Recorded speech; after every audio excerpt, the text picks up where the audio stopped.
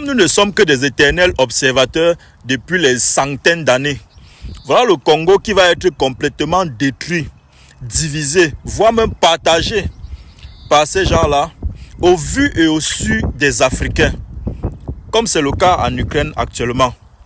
Tout le monde voit ce qui est en train de se passer.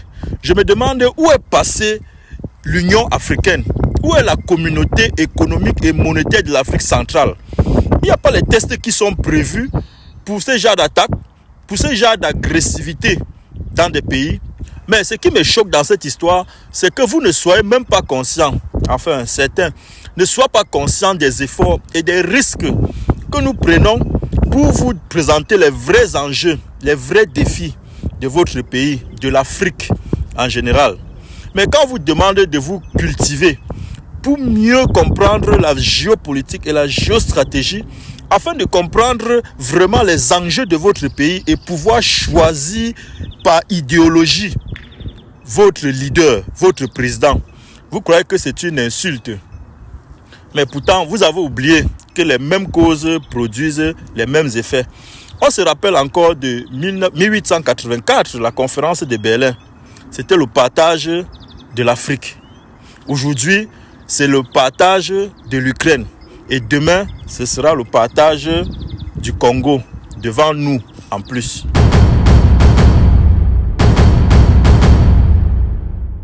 Bonjour et bonsoir à mes chers frères et sœurs. Je vous souhaite une fois de plus la bienvenue sur ma page officielle FM Tapsec. Le Congo est en train de traverser une période très difficile, voire même l'une des pires de son histoire. Devant nous, les Africains, au vu et au su de tous, personne ne semble bouger le petit doigt.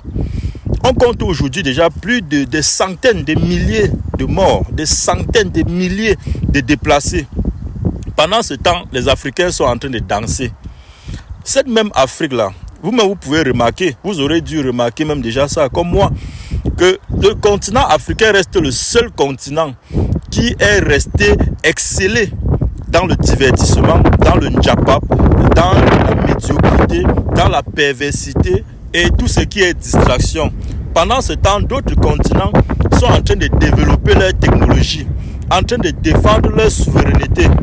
Bon, à l'exception de certains pays, quelques pays africains qui sont en train de se démarquer, tels que l'AES, qui sont aujourd'hui en train de construire leurs centrales nucléaires pour imposer leur suprématie et leur souveraineté. Mais il y en a, ce sont des cas rares. Où sont les autres? Voilà le Congo en train d'être arraché aux Congolais devant tout le monde sans que rien ne soit fait. Mais la vraie question c'est que, mais pourquoi le Congo et l'Ukraine actuellement? Parce que si ces deux pays-là ont quelque chose en commun, c'est les ressources naturelles du sous-sol, c'est les terres rares, le lithium, la bauxite, le manganèse, le colbait, le coltan, le fer, etc. Il y en a assez.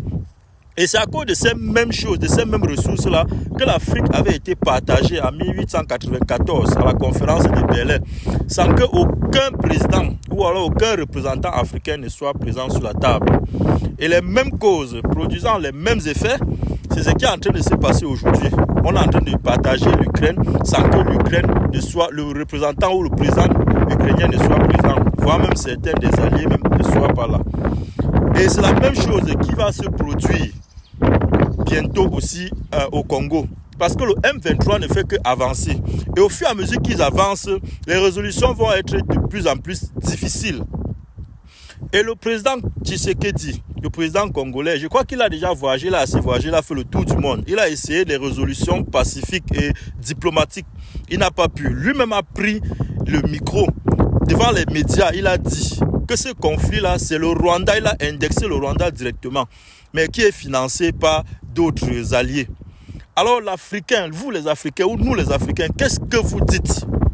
Qu'est-ce que vous avez dit? Les représentants, les présidents africains, l'Union africaine, la communauté économique et monétaire de l'Afrique centrale, qu'est-ce que vous avez dit? Vous avez pris position, dites quelque chose, intervenez. Ne laissez pas le Congo seul dans cette situation-là. Les Africains vont toujours rester spectateurs jusqu'à quand?